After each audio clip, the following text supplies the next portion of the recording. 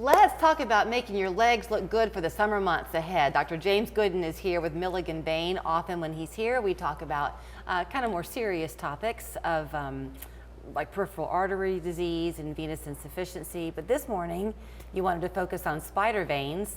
And I realize as I'm talking to you and you're looking at me that I probably have it all wrong because I'm approaching it from a cosmetic perspective, but there's a real health concern there as well. Well, it goes both ways, really. And thanks for having me again. Yeah, you're welcome.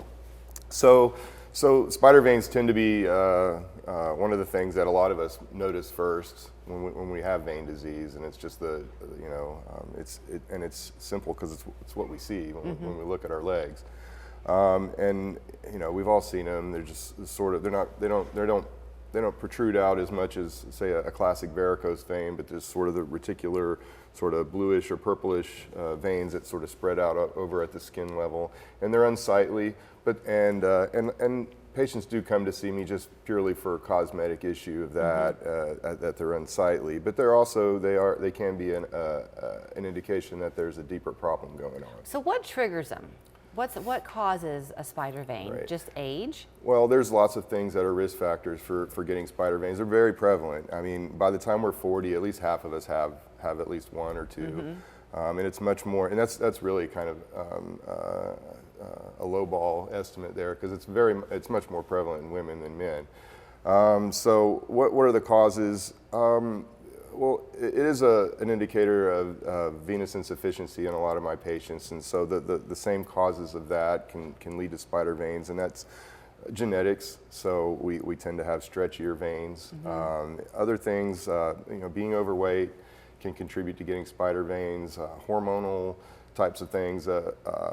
Pregnancy, birth control, those types of things. And menopause?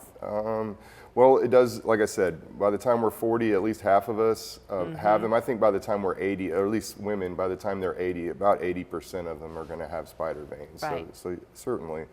And like I said, I have patients who come to see me for spider veins, and it's purely a cosmetic issue. But when we really get to talking, the majority of folks that I see have got underlying symptoms that are bothering them as well, and those symptoms don't typically come from the spider veins themselves, but it's really just the spider veins being a red flag that there is undiagnosed venous insufficiency. Okay, so let's just say that you're watching today, and maybe you've noticed you're 48, and you've noticed a couple of spider veins.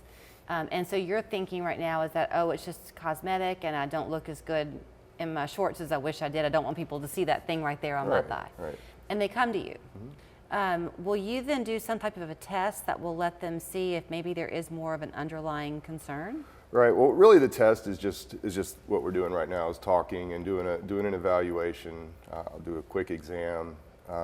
And really we're just trying to hammer out whether there are any underlying symptoms. And people can just tell me that without having to do any specific tests. What would those symptoms be though? Just the types of things we've talked about Tired. Before, like tired, heavy, achy, restless legs, Okay. Changes in skin tone and that sort of thing.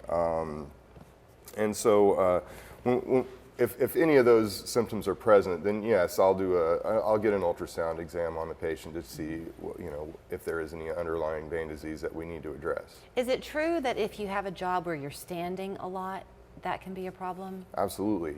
So prolonged sitting or standing can be a problem when it comes to the circulation in our veins.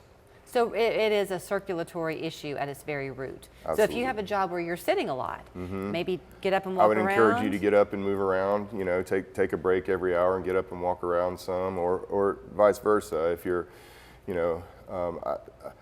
classically the two groups of folks that I see whose lifestyle sort of exacerbates their underlying predisposition for vein disease are folks who spend a lot of time standing in one position, not doing a whole lot of lateral movement. So like a cashier, for example. Or someone that works in a factory, or someone who sits a lot, does a lot of sitting, whether they're working behind a desk or a computer or such. If you have them, back to the 48-year-old who has the two in our example, if you change your lifestyle, will they go away on their own? They won't go away. Okay.